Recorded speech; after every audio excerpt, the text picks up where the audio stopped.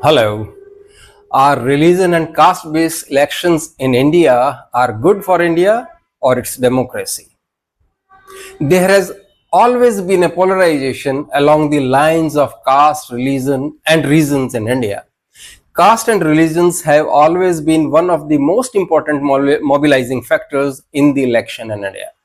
Despite the fact the Supreme Court of India has banned the use of religion and caste in political activities in the run up to state polls, where such affiliations often determine the fate of the campaigns, the election campaigns. Mostly all political parties select candidates in every constituency based on caste, creed, and religious considerations. Politics in India works only around the big three factors: religion, caste, and income, which are rich versus poor. The rest, policy making, governance, development, are all nice to have, but the big three is where all is decided. And even within this big three, income or the rich versus poor factor is somewhat neutralized. And this neutralization is because all political parties claim and must be pro-poor. There is no upside in siding with the rich, which are in minority anyway. All the parties hence must demonstrate pro-poor policies and actions, varying from freebies to cash transfers and whatnot. So this brings us to the two fundamental gears driving Indian politics, that is religion and caste. Nothing comes closer to these two in terms of engaging the voters. The pendulum oscillates on which of these dominate public sentiment at a given point in time. Clearly, the last decade has been about religion. The BJP quite successfully managed to bring together and consolidate the Hindu vote like never before. This was done by identifying some genuine issues around religions that weren't being addressed for a while. This Ram Mandir is a classic example. Every Indian has grown up reading the Ramayana in school or watching it on TV. The story is set in Ayodhya. To think that there isn't a major Ram temple in Ayodhya and it was replaced with a mosque baffled most Hindus. And it was a genuine emotive issue. And the BJP took ownership of it. It took decades, had its own share of controversy, but finally Ayodhya had a temple, a Ram temple. This was a genuine concern and it helped galvanize the Hindu voters. This, along with a few other issues, helped the BJP secure the votes for three historic terms. And we must acknowledge this fact. Meanwhile, the caste issue remained relatively dormant in the past decade. Some experts even argued that maybe caste isn't such a big issue anymore. Maybe caste-based discrimination has perhaps reduced to an extent that it does not galvanize the voters anymore. Further, caste-based reservations have been in action for over 7 decades, and maybe caste inequality has indeed reduced. Maybe people don't even think of caste anymore. Unlike religion, it often isn't easy to tell people's caste just from their names anyway. Maybe caste as a big political issue is past its expiry date in 2024. But, well, these experts were wrong because caste is, and caste will remain a strong issue in Indian politics. In fact, it may well be the driver of Indian politics in the next decade. Religion dominated politics in the last 10 years, we have seen that, and caste took a backseat. But however, this only means that all the caste related issues are bottled up and are likely to take center stage again as the pendulum swings to the other side. For unlike religion, Indians are unintentionally divided by caste even in the Constitution of India. The Constitution has caste-based reservation built into it. Certain state resources such as government jobs and college admissions are kept aside for the underprivileged. And there where the caste starts creeping in inside the Indian psychology. While this was done as an affirmative action to help the oppressed communities, but it also means that caste divisions will always remain there in the system.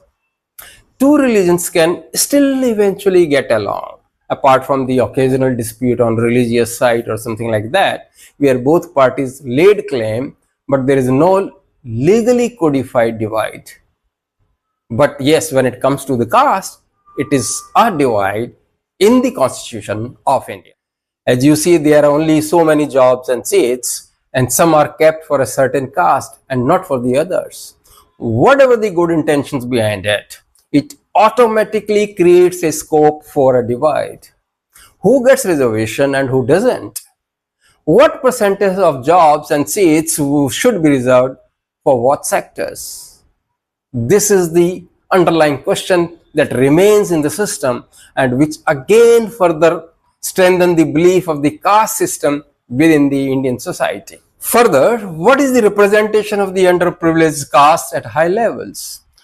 Are reservations coming at the cost of merit and talent? Are upper caste children bearing the cost of the reservations? These questions aren't just valid, they are permanent in India's system. And since caste system largely applies only to Hindus, it also means that there is a permanent schism built into Hindu society. Are you even surprised that politicians always play politics on it? And it is a hard fact. So in my view, if the BJP wins by consolidating Hindu vote, the only way the Congress wins is by splitting it.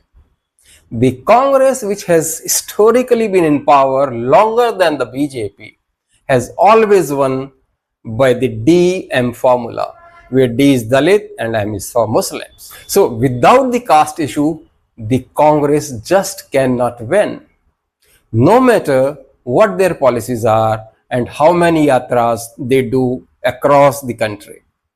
Similarly, unless the Hindu vote consolidates somewhat, the BJP just cannot win, and no matter what policies they formulate. And further, the opposition is ignited and encouraged from the gains of 2024 Lok Sabha elections, have now figured that to grow their vote share and seats is to bring back caste to the center stage in the Indian politics. So hence the caste census again is somewhat genuine, but ultimately it is a political issue being played by different parties, by different leaders. And given caste has not been at the center stage for a while, they may find a receptive audience. So this is going to be there. I'm sure some of us would have seen on the social media platforms where we had seen the trends like Brahmin genes and all that, where Brahmins suddenly wanted to display Brahmin pride. And sure, everyone has the right to be proud of their identity, but even these trends ultimately bring caste at the center stage, and that split the Hindu vote. And which brings us to the big question: is all this good for the country? Is all this good for India and Indian democracy? Well, both religions and caste are used as divisive issues and center around identity politics. When all this is in the focus, real issues like the economy, education, infrastructure, and policy take a backseat. And this is probably why India is lagging China and much of the world, despite having all this set up for being a great economic power.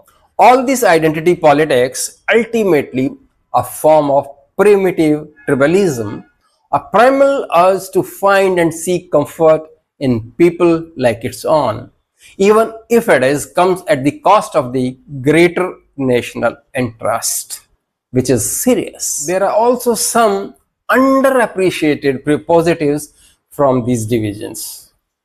The biggest one is not so obvious, that these divisions might well be the reason why India has been able to keep its democracy alive. How? Look at India's neighbors. Neither of them have not been able to keep their democracy intact. However, India's democracy is also not very imperfect situation. But India's democracy is in place and miles ahead of India's neighbors. This routine pendulum swing between religion and caste, this alternate consolidation and splitting of Hindu votes means that power keeps shifting between the BJP and the Congress. And in the times to come, this would be more frequent. Probably 5 years one side, the 5 years the other side. So, how I see is that this in turn keeps India's democracy in order. If this wasn't the case, India could have been slipped into a totalitarian, authoritarian state on the either side of the political spectrum. These suboptimal divisions, even though holding back India's progress, but they are also keeping its democracy alive. So, in my view, caste religions based elections in Indian politics are good for India to a certain extent, rather I'll say to a certain subtle extent, because the other side of this is the violence, the hatred, which shouldn't be there in the country, in the society. Hope you like this presentation. With this is Dhirendra Gaur signing off. Please do subscribe our channel if you haven't, and do provide us your comments in the section below. Thank you very much for having with us, and do take care of yourself. See you soon.